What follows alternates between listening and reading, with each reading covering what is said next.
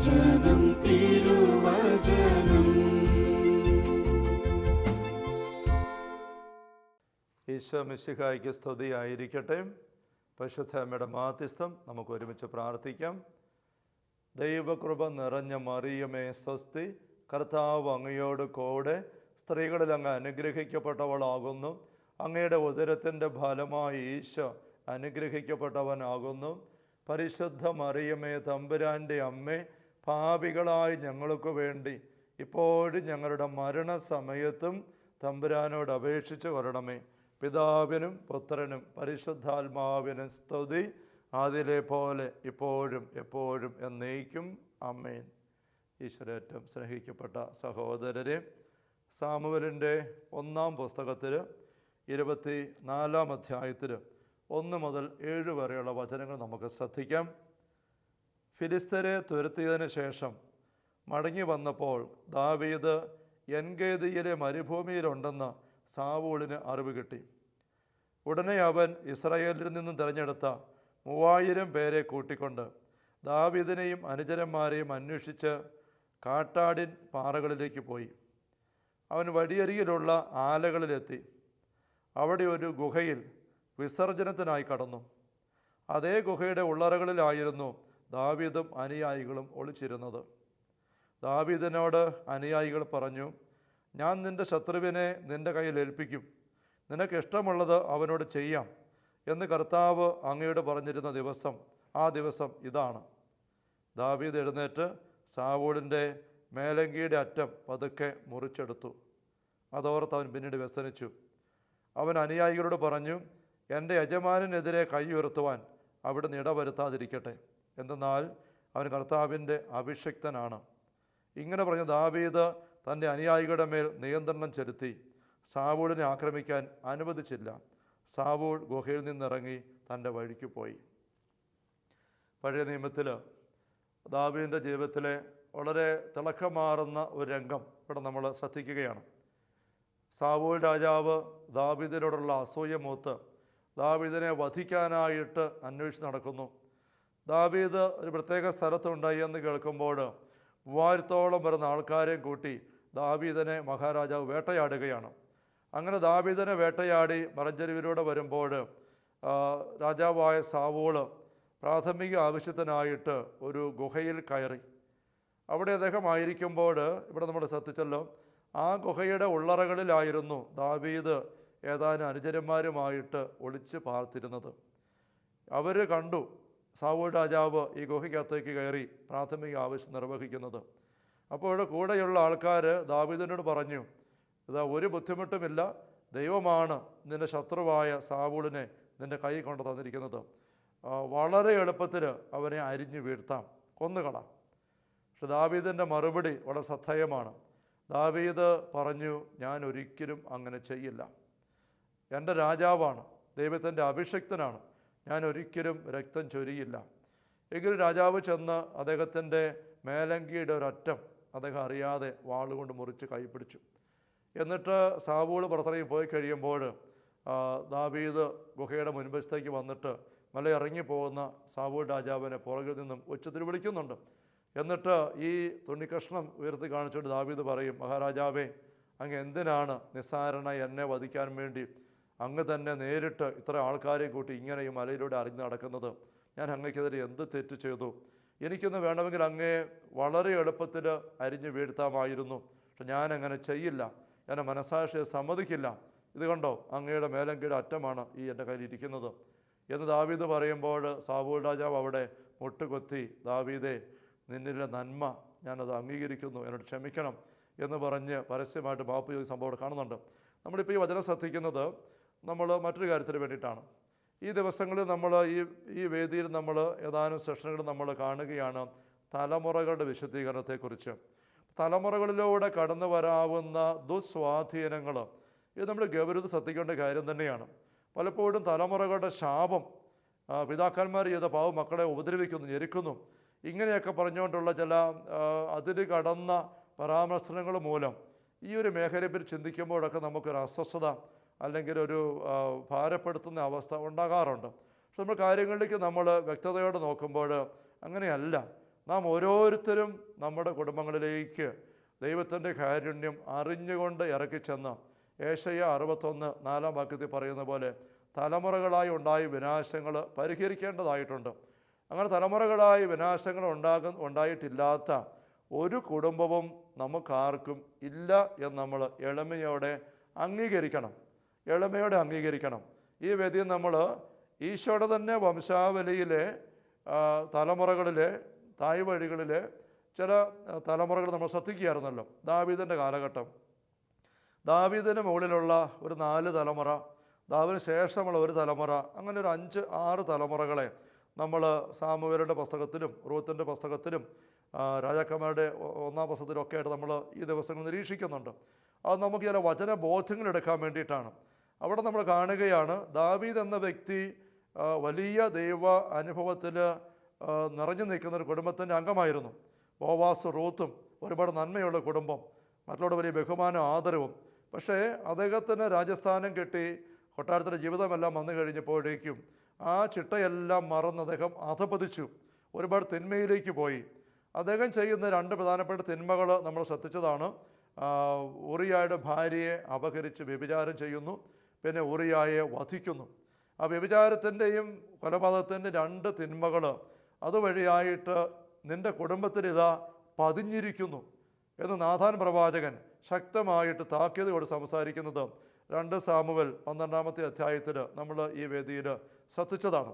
അവിടെ ഈ ലൈംഗിക അരാജകത്വം, ലൈംഗിക അശുദ്ധി ആ കുടുംബത്തിൽ കേട്ടുകേൾവി ഇല്ലാത്തതാണ്. ബോവാസ് റൂത്തുമൊക്കെ, ബോവാസ് റൂത്തിൻ്റെ പുസ്തകം 3-ാം അധ്യായം നമ്മൾ വായിക്കുന്നുണ്ട്. ബോവാസ് തൻ്റെ പുതപ്പിൻ്റെ കീഴെ തന്നെ പ്രാപിക്കാൻ ആവശ്യപ്പെട്ടുകൊണ്ട് അമ്മായിമ്മ പറഞ്ഞു വിട്ട് കയറി വരുന്ന റൂത്തിനെ ഒരു മകളെ പോലെ കൊടുത്ത് കിടത്തി ഉറക്കിയിട്ട് അവളെ സ്വീകരിക്കാനുള്ള അവകാശം ഏറ്റവും അടുത്ത ബന്ധുവിനാകയാൽ അതിനുവേണ്ടി പിറ്റേ ദിവസം അന്വേഷിച്ചു പോകുന്ന രംഗം നമ്മൾ ശ്രദ്ധിച്ചതാണ്. അത്രയും ലൈംഗിക വിശുദ്ധിയിൽ ചിട്ടയിൽ ജീവിച്ചിരുന്ന ആ ഒരു ബോവാസ് റൂത്ത് ദമ്പതികളുടെ കൊച്ചു മക്കളായ അല്ലെങ്കിൽ 4-ാം തലമുറ മോനായ ദാവീദ്, അത് കഴിഞ്ഞ് വരുന്ന കുടുംബത്തിലെ അമ്നോൻ, അബ്സലോം, സോളമൻ, ഇവരൊക്കെ ലൈംഗിക മേഖലയിൽ ഒരു നിയന്ത്രണമില്ലാതെ ദയനീയമായിട്ട് പരാജയപ്പെടുന്നതിൻ്റെ പുറകിൽ നാഥാൻ്റെ വാക്കുകൾ നമ്മൾ ശ്രദ്ധിക്കുകയുണ്ടായി. നീ ഉറിയായെ സ്വന്തമാക്കിയത് കൊണ്ട് ആ ഒരു ലൈംഗിക അരാജകത്വത്തിൻ്റെ തിന്മ നിൻ്റെ ഭവനത്തിൽ തന്നെ ഇനി കിടന്ന് കളിക്കും. അതോടൊപ്പം നാഥാൻ പറയുന്ന മറ്റൊരു കാര്യമാണ്, നീ ഉറിയായ വാളിനിരയാക്കിയത് കൊണ്ട് നിൻ്റെ ഭവനത്തിൽ നിന്ന് വാളൊഴിയുകയില്ല. ആ ഒരു കാര്യമാണ് ഇപ്പോൾ നമ്മൾ അല്പം ഒന്ന് അടുത്ത് ശ്രദ്ധിക്കാനായിട്ട് നോക്കുന്നത്. ഈ ദാവീദിൻ്റെ കുടുംബം നമ്മൾ ബോവാസിൻ്റെ റൂത്തിൻ്റെ ഒക്കെ ആ മുൻ തലമുറയൊക്കെ നോക്കുമ്പോൾ എന്തോ ഒരു പരസ്പര ബഹുമാനവും ആദരവും നിറഞ്ഞ കുടുംബമായിരുന്നു.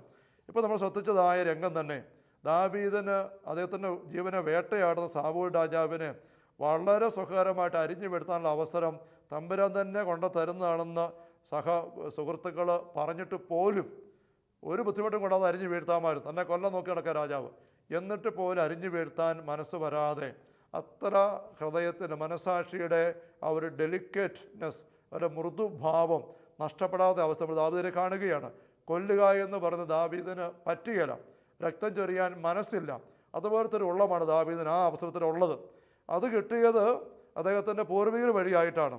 റൂത്തിനെ ബോവാസിനെ ശ്രദ്ധിക്കുമ്പോൾ അവരുടെ പെരുമാറ്റത്തിൽ വെളിപ്പെടുന്ന പരസ്പര ബഹുമാനം, ആദരവ് എന്തുമാത്രമാണെന്നുള്ളത് നമുക്ക് അതിശയിച്ച് തന്നാൽ മാത്രമുണ്ട്.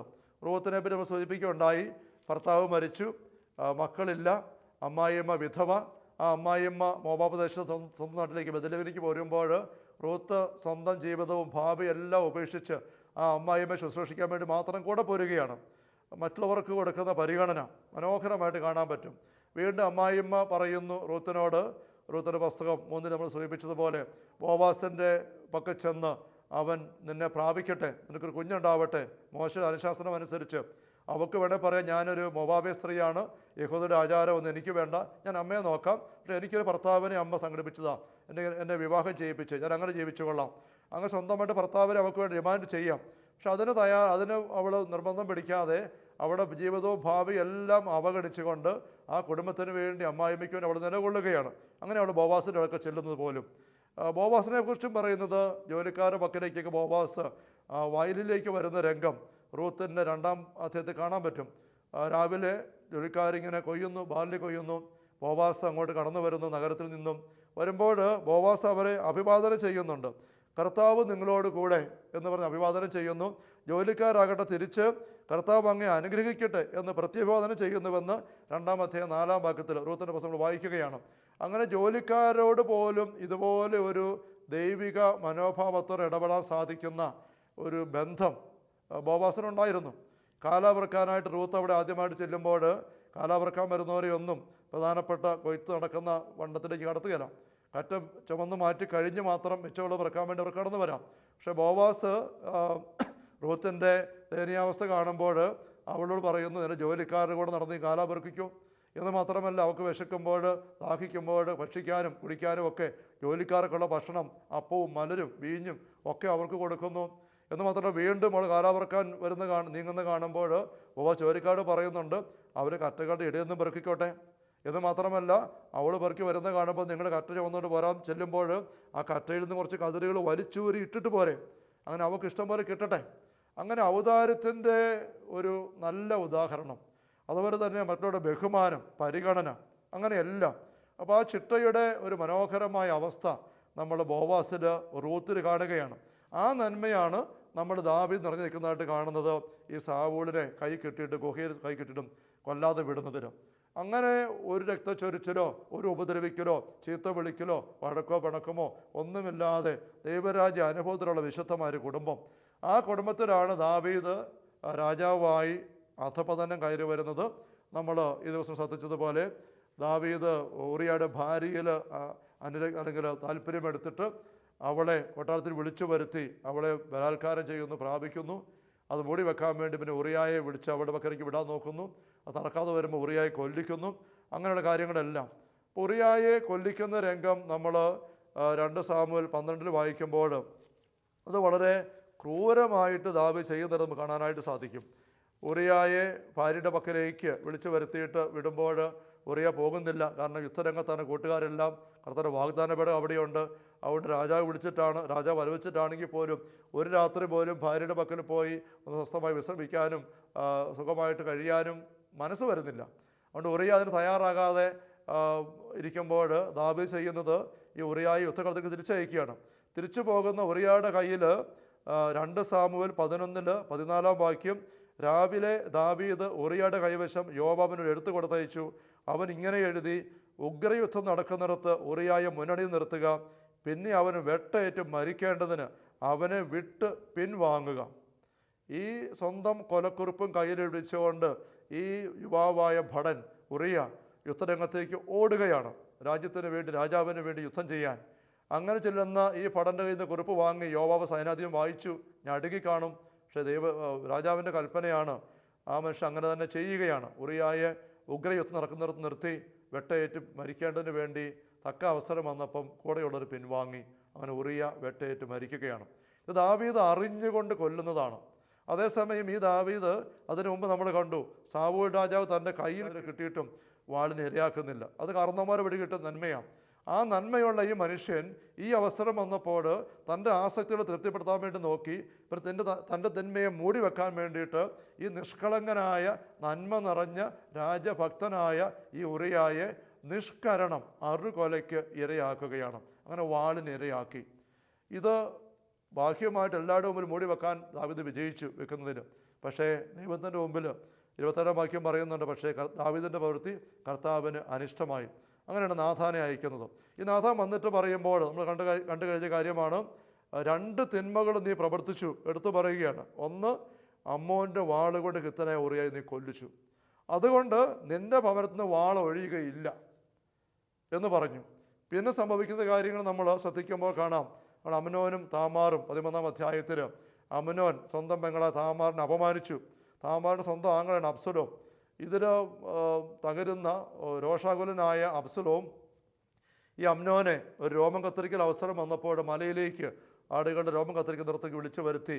എന്നിട്ട് ജോലിക്കാർക്ക് ഇങ്ങനെ നിർദ്ദേശം കൊടുക്കുകയാണ്. 13-ാം അധ്യായം 28-ാം വാക്യം, അബ്സലോം ദാസന്മാർക്ക് നിർദ്ദേശം നൽകി, അമ്നോൻ വീഞ്ഞ് കുടിച്ച് മത്തനാകുമ്പോൾ അവനെ വെട്ടുക എന്ന് ഞാൻ പറയും, അവനെ അപ്പോൾ കൊന്നുകളയണം. ഭയപ്പെടേണ്ട, ഞാനല്ല ഇവിടെ കൽപ്പിക്കുന്നത്. അബ്സലോം കൽപ്പിച്ചതുപോലെ ഭൃത്യന്മാർ അമ്നോനെ കൊന്നു എന്ന് നമ്മൾ കാണുകയാണ്.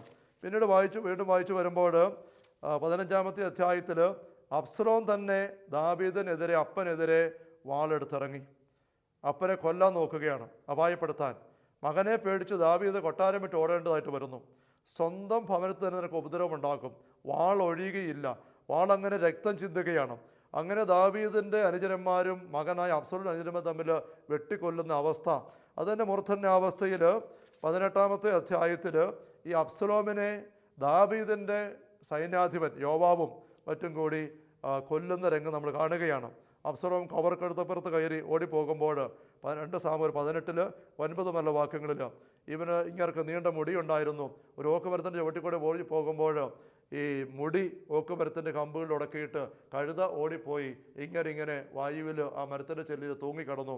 അപ്പോൾ യോവാബ് പറയുകയാണ്, 14-ാം വാക്യം, ഞാൻ സമയം പാഴാക്കുകയില്ല എന്ന് പറഞ്ഞ് യോവാബ് 3 കുന്തമെടുത്ത് ഓക്കുമരത്തിൽ ജീവനോടെ തൂങ്ങിക്കിടന്ന് അബ്സലോമിൻ്റെ നെഞ്ചിൽ കുത്തിയിറക്കി. യോവാബിൻ്റെ ആയുധവാഹകരെ 10 പേർ അബ്സലോമിനെ വളഞ്ഞ് അവനെ അടിച്ചു കൊന്നു. അങ്ങനെ രക്തച്ചൊരിച്ചിൽ, വാള് അത് ആ വീട്ടിൽ, ആ ഭവനം മുഴുവനിലും കുടുംബത്തിൽ നിറയുകയാണ്. ഇവിടെ നമ്മൾ ചിന്തിക്കുമ്പോൾ കൊട്ടാരവും രാജാവും സൈന്യവും ഭടന്മാരും യുദ്ധവും, അതിനിടയിൽ ഇങ്ങനെ രക്തച്ചൊരിച്ചിലൊക്കെ ധാരാളം ഉള്ളതല്ലേ. അത് ഇത്ര പ്രത്യേകമായി ശ്രദ്ധിക്കേണ്ട ആവശ്യമുണ്ടോ എന്ന് നമുക്ക് വേണമെങ്കിൽ ചിന്തിക്കാം. പക്ഷേ കഴിഞ്ഞ ഒരു സെഷനിൽ നമ്മൾ പറഞ്ഞതുപോലെ ലൈംഗിക മേഖലയിൽ ദാവീദ് വരെ ഉണ്ടായിരുന്ന വലിയ വിശുദ്ധി, ദാവീദിൻ്റെ കെട്ട ലൈംഗിക അശുദ്ധി പ്രവൃത്തിക്ക് ശേഷം തീരെ ഇല്ലെന്നായി ആ കുടുംബത്തിലെ മക്കൾ 3 പേര് പ്രകടമായ രീതിയിൽ വല്ലാണ്ട് തകർച്ചയിലേക്ക് പോകുന്നത് കണ്ടു. അതേപോലെ നമ്മൾ ചിന്തിച്ചപ്പോൾ നമ്മൾ ശ്രദ്ധിക്കുകയുണ്ടായി, നാഥാൻ്റെ വാക്കുകൾ അതിനിടയ്ക്ക് നിൽക്കുകയാണ്, വ്യക്തത നൽകിക്കൊണ്ട്, കാരണം എന്താണെന്ന് സൂചിപ്പിച്ചുകൊണ്ട്. എന്ന് പറഞ്ഞവർ തന്നെ ഈ കാര്യത്തിലും നാഥാൻ്റെ വാക്കുകൾ വ്യക്തമാണ്. നാഥാൻ പറയുന്നുണ്ട്, ഹിത്തനായ ഉറിയായെ നീ വാളിന് ഇരയാക്കിയത് കൊണ്ട് നിൻ്റെ ഭവനത്തിൽ നിന്നും വാൾ ഒഴിയുകയില്ല. അപ്പോൾ കൊട്ടാരത്തിലൊക്കെ സാധാരണ കാണുന്ന രക്തച്ചൊരിച്ചിലല്ലേ ഉള്ളൂ എന്നുള്ള ഒരു ചിന്ത വെച്ച് നമുക്ക് അവഗണിക്കാൻ പറ്റത്തില്ല. ദാവീദിൻ്റെ കുടുംബം ഇതുപോലെ ചോരയിൽ കുതിരാനുള്ള കാരണം ദാവീദ് എന്ന ഒറ്റ വ്യക്തി അറിഞ്ഞുകൊണ്ട് ചെയ്ത അറുകൊലയാണ്. നമ്മൾ ഈ വേദിയിൽ ചിന്തിച്ചതായ തൊടുപുഴ മാതാവിൻ്റെ കപ്പേളയിൽ വെളിപ്പെട്ട ഒരു സൗഖ്യ സംഭവം ഒരിക്കൽ വീടിന് ശ്രദ്ധ ക്ഷണിക്കുകയാണ്. നമ്മുടെ മുൻ സെഷനിൽ അത് പങ്കുവെച്ചാൽ വിശദമായിട്ട് 4 തലമുറ മുമ്പുള്ള വല്യപ്പൻ ഒരു പണിക്കാരനെ തൂമ്പായ്ക്ക് അടിച്ചു കൊന്നു. ആ പണിക്കാരൻ അടിയേറ്റ് മരിക്കാനിട ചങ്കിൻ്റെ ആ ഭാഗത്ത് തന്നെ ഈ അപ്പൻ്റെ മകന്, മകൻ്റെ മകന്, മകൻ്റെ മകന് 3 പേരിങ്ങനെ അപകടകരമായ രീതിയിൽ രോഗബാധിതമായി 2 പേര് മരിച്ചു. 3 തലമുറയിലെ വ്യക്തി ഈ മാതാവിൻ്റെ കപ്പലെത്തി പ്രാർത്ഥിക്കാനുള്ള വെളിച്ചമുണ്ടായിരുന്നത് കൊണ്ട് ദൈവകരുണയിലേക്ക് കാർന്നവന്മാരെയും ഈ കൊലപാതക വ്യക്തികളെല്ലാം ചേർത്ത് വെക്കാൻ സാധിച്ചത് കൊണ്ട് മരുന്ന് രക്ഷപ്പെടുന്ന കാര്യം. അപ്പോൾ കൃത്യമായിട്ട് 4-ാം തലമുറ ഉണ്ടായ ഒരു അനുഭവം മക്കളിലേക്ക് പകർന്ന് വരുന്നൊരു അനുഭവം നമ്മുടെ ചിലപ്പോൾ ആശ്ചര്യത്തോടെ ശ്രദ്ധിച്ചു. അവിശ്വാസത്തിൻ്റെ ഒരു മനോഭാവം നമ്മൾ ക്രിട്ടിക്കായിട്ട് എടുക്കുകയും ചെയ്തു. പക്ഷെ നമ്മളിപ്പോൾ ദാവീദിൻ്റെ അനുഭവത്തിലേക്ക് നോക്കുമ്പം അതത്ര നമ്മൾ അവിശ്വസിച്ച് മാറ്റിവെക്കേണ്ട കാര്യമല്ല എന്നൊരു ചിന്ത നമുക്ക് വീണ്ടും ശക്തമായിട്ട് കിട്ടുകയാണ്. നമ്മൾ കഴിഞ്ഞ സെഷൻ സൂചിപ്പിക്കുകയുണ്ടായി, ഇത് ഈശോയുടെ കുടുംബത്തിലെ കാര്യമാണ്. ഈശോയുടെ കുടുംബത്തിൽ പോലും തലമുറകളിലേക്ക് പകരുന്ന ഒരു തിന്മകൾ ഇങ്ങനെ വ്യക്തമായിട്ട് കാണുന്നുണ്ടെങ്കിൽ നമ്മുടെയൊക്കെ പാവപ്പെട്ട കുടുംബങ്ങൾ എത്ര അധികം ഉണ്ടായിരിക്കാൻ സാധ്യത അത് നമ്മൾ പരിഗണിക്കണം. നമ്മുടെ കുടുംബങ്ങൾ എത്രയോ വ്യക്തം. ഒരിക്കൽ ഞാൻ കുടുംബത്തിൽ ആ കുടുംബത്തിൻ്റെ വഴക്കും വാശിയും തീർക്കാൻ വേണ്ടി ചെന്ന് ഓർക്കുകയാണ്. വലിയ വാശിക്കാരനായ ഒരു അപ്പൻ വീട്ടിൽ ചെന്നു, കാര്യങ്ങൾ സംസാരിച്ചിരുന്നു. അവസാനം ഞാൻ ഈ വിഷയത്തിലേക്ക് വന്നു. ഈ അപ്പൻ്റെ ഒരു മകൻ, മൂത്ത മകൻ കല്യാണം കഴിച്ച് വേറെ താമസിക്കുകയാണ്. വർഷങ്ങളായിട്ട് ആ മകൻ വീട്ടിൽ കയറിയാല. ഈ മകൻ പറയുന്നത്, അപ്പൻ മരിച്ചിട്ട് അടക്കിനെ ഞാൻ വീട്ടിൽ വരുള്ളൂ. ഈ അപ്പൻ പറയുന്നത്, ഞാൻ ജീവനോടെ ഇരിക്കുന്നത്തോളം കാലം ഈ മകനെ വീട്ടിൽ കയറ്റിയാല. ഈ നാട്ടിൽ വളരെ അറിയപ്പെടുന്ന ഒരു വാശിയും വൈരാഗ്യവുമാണ്. ആ വീട്ടിൽ ചെന്നു, സ്നേഹമായിട്ട് സംസാരിച്ചു ഈ അപ്പനോട്. അവസാനം ഞാൻ ഈ വിഷയത്തിലേക്ക് വന്നു. ഈ വിഷയത്തിലേക്ക് സൂചിപ്പിച്ചപ്പോഴേ ഈ അപ്പൻ എണീറ്റ് നിന്ന്, പൊക്കമുള്ള മനുഷ്യനാണ്, അങ്ങനെ എണീറ്റ് നിന്നുകൊണ്ട് തോർത്ത് വെക്കുകയാണ്. ഇങ്ങനെ എടുത്തിട്ട് പറഞ്ഞു, അച്ഛാ, ഞങ്ങൾ കുടുംബത്തോടെ ഇച്ചിരി വാശിക്കാരാണ്. അച്ഛൻ ഇക്കാര്യത്തിൽ ഇടപെടണ്ട. അവൻ ഈ അടിച്ചതിനകത്ത് ഞാനിവിടെ ജീവനോടെ ഉള്ളത്തോളം കാലം കയറാൻ ഞാൻ സമ്മതിക്കുന്നില്ല. അങ്ങനെ വാശി പിടിച്ച് ഒരു കാര്യവും കേൾക്കാൻ തയ്യാറാകാതെ എന്നെ അവിടെ നിന്ന് പറഞ്ഞു വിട്ടു. ഇതുപോലെ സമാനമായ പല തിന്മകൾ പല കുടുംബങ്ങളിലും ഈ അപ്പൻ ഇതുപോലെ വാശിയെടുത്ത് അകത്ത് വെച്ചിരിക്കുകയാണ്. അതേ വാശി മകനിലേക്ക് കിട്ടിയിരിക്കുകയാണ്. ഇത് എവിടെ നിന്ന് കിട്ടിയതാണ്? ഇത് അപ്പനെ കൂടെ കിട്ടിയതാണ്. അപ്പൻ വാശിയെടുത്ത് പ്രവർത്തിക്കുമ്പോൾ ആ പ്രവൃത്തിയുടെ പാപത്തിന് ഉത്തരവാദിത്വം അപ്പന് മാത്രമേ ഉള്ളൂ. പക്ഷെ അപ്പൻ ഉള്ളിൽ നിറച്ചു വെച്ച ഈ ഒരു വാശിയുടെ തിന്മ മക്കളിലേക്ക് ഒഴുകി ഇറങ്ങിയിട്ടുണ്ട്. എത്രയോ കുടുംബങ്ങളിൽ നമുക്ക് ഇങ്ങനത്തെ അവസ്ഥ കാണാൻ പറ്റും. കോപം പകർന്നു കിട്ടുന്നതും ഈ വാശി പകർന്നു കിട്ടുന്നതും. മറ്റൊരു കുടുംബത്തിൽ മക്കൾക്ക് വീതം വെക്കുന്നിടത്ത് അപ്പന് വളരെ പക്ഷപാതം കാണിച്ച് മൂത്ത ഒരു മകന് ഒന്നും കൊടുക്കാതെ പറഞ്ഞു വിട്ടു. ഒന്നും തന്നെ കൊടുത്തിട്ടില്ല. വളരെ നിസ്സാരം, ജീവിക്കാൻ പോലും പറ്റിയാത്ത അവസ്ഥ. സാമ്പത്തികമൊക്കെ ഉള്ള കുടുംബമാണ്. ആ കുടുംബത്തിൽ തന്നെ മറ്റൊരു പയ്യനോട് ഈ അപ്പന് വലിയ ഇഷ്ടമാണ്. ഇഷ്ടം പോലെ അവർ കൊടുക്കുകയും ചെയ്തു. ഈ അപ്പം മരിക്കാറായി കിടക്കുകയാണ്. മരിക്കാൻ കിടക്കുമ്പോൾ അടുത്ത ആൾക്കാരെല്ലാം പറഞ്ഞു, ആ വസ്തു ഒരുപോലെ ഒന്ന് വീതം വെച്ച് നീതിയായിട്ട് ചെയ്ത്, അല്ലെങ്കിൽ ഈ അപ്പം പോയി കഴിഞ്ഞാൽ മക്കൾ വല്ലാതെ വിഷമിക്കുകയല്ലേ, അവർക്കും ഇവർക്ക് കുറച്ചുകൂടെ കൊടുക്കണം, ഈ ആളിന് തന്നെ ഇത്രയും കൊടുക്കുന്നത് ശരിയല്ല. ഇതേപ്പറ്റി പലരും ഗൗരവത്തിൽ സംസാരിച്ചു. അവസാനം അവർ എന്നോട് പറഞ്ഞു, അച്ഛാ ആശുപത്രി ചെന്ന് ഈ കറന്നൊരുന്ന് കാണാവോ? അങ്ങനെ ആശുപത്രി കിടക്കുക, മരണാസന്നനാണ്. ഒന്ന് കണ്ട് സംസാരിച്ച് പറ്റുമെന്ന് കുമ്പസാരിപ്പിക്കാൻ നോക്കിക്കേ, ഈ വിഷയം ഒന്ന് കൈകാര്യം ചെയ്യാൻ നോക്കിക്കേ. ഞാൻ അങ്ങനെ ചെന്നു. എന്നെ അദ്ദേഹത്തിന് അറിയാം. സന്തോഷമായിട്ട് സ്വീകരിച്ചു. ഞങ്ങൾ അടുത്തിരുന്ന് വർത്താനം പറയുകയാണെങ്കിൽ തീരെ ആവശ്യപ്പെട്ട് കിടക്കുക, എങ്കിൽ പോലും അങ്ങനെ പറഞ്ഞ് വന്ന് പ്രാർത്ഥിച്ചു. പ്രാർത്ഥന കാര്യമൊക്കെ പറഞ്ഞ് കുമ്പസാരിക്കുന്ന കാര്യം പറഞ്ഞു. അങ്ങനെ അതിനും തയ്യാറായി. കുമ്പസാരത്തിലൊന്നും ഈ വാശിയുടെ കാര്യം വരുന്നില്ല, ഈ പക്ഷപാതം. അപ്പോൾ ഞാൻ പയ്യെ ഈ കാര്യം ഒന്ന് എടുത്തിട്ടു. ചേട്ടാ, ഇങ്ങനൊരു വിഷയമുണ്ടല്ലോ, നമ്മൾ പരിഹരിക്കേണ്ട, അതൊരു നിർബന്ധബുദ്ധി ശരിയല്ലല്ലോ. ഞാൻ ഈ വിഷയം പറഞ്ഞ ക്ഷണം ഈ മനുഷ്യൻ എന്നെ ഒന്ന് കനപ്പിച്ച് നോക്കി. എന്നിട്ട് മറുവശത്തോട്ട് തിരിഞ്ഞ് കണ്ണു അടച്ചാൻ കിടന്നു. പിന്നെ എന്ത് ചോദിച്ചിട്ടൊരു മറുപടിയില്ല, ഒരു ഉത്തരവുമില്ല, ഒരു പ്രതികരണവുമില്ല. ഞാൻ പിന്നെ കുമ്പസാരത്തിൻ്റെ പ്രായശ്ചിത്തം പറഞ്ഞ് ആശീർവാദം കൊടുത്തിട്ട് തിരിച്ചു പോന്നു. ആ അവസ്ഥയിൽ ആ മനുഷ്യൻ മരിച്ചു. പിന്നെ ആ കുടുംബത്തിലെ ഈ മക്കൾക്കിടയിലുണ്ടായ അസ്വസ്ഥതകൾ, അവസാനം ആ കുടുംബത്തിൽ ആത്മഹത്യകളും വഴക്കുകളും വക്കാണങ്ങളും എല്ലാമായിട്ട് ഈ വാശി കടന്ന് കളിക്കുന്നത് കാണുകയുണ്ടായി, വേദനയോടെ നമ്പരത്തോടു കൂടെ. നമ്മൾ കുടുംബത്തിൽ സ്നേഹമുള്ളവരെ അനുഭവിക്കുന്നതായ ഓരോ തിന്മയും നമുക്ക് പൂർവികരൊന്നും വഴി വന്നില്ലെങ്കിൽ നമുക്ക് തന്നെ തിന്മയെടുത്ത് വെക്കാൻ പറ്റും. ദാവീദിൻ്റെ പൂർവികരാരും തിന്മയുള്ളവരായിരുന്നില്ല. ദാവീദ് അതിൻ്റെ എടുത്ത് വെച്ചു, അങ്ങനെ വരുത്താൻ പറ്റും. പക്ഷെ നമ്മളായിട്ട് എടുത്ത് വെച്ചിട്ടില്ല എങ്കിൽ പോലും ചില തിന്മകൾ നമ്മുടെ കുടുംബത്തിൽ കിടന്ന് വല്ലാതെ കളിക്കുന്ന കാണുമ്പം സ്നേഹമുള്ള സഹോദരങ്ങളെ, നമ്മൾ എളിമയോടെ നമ്മുടെ പൂർവികരെ ഓർമ്മിക്കണം. കുറ്റപ്പെടുത്താനല്ല, സ്നേഹത്തോടെ ചങ്ങത്ത് ചേർത്ത് പിടിക്കുക. ഈശ്വര പരിഹാര യോഗ്യതയിലേക്ക് അവരെ എടുത്തു വെക്കണം. ഏതൊരു തിന്മയാണ് നമ്മുടെ ജീവിതത്തിൽ കുടുംബത്തിൽ കാണുന്നത്, ആ തിന്മ എടുത്തു പറഞ്ഞ് കരുണക്കൊന്ന് ചൊല്ലിക്കേ.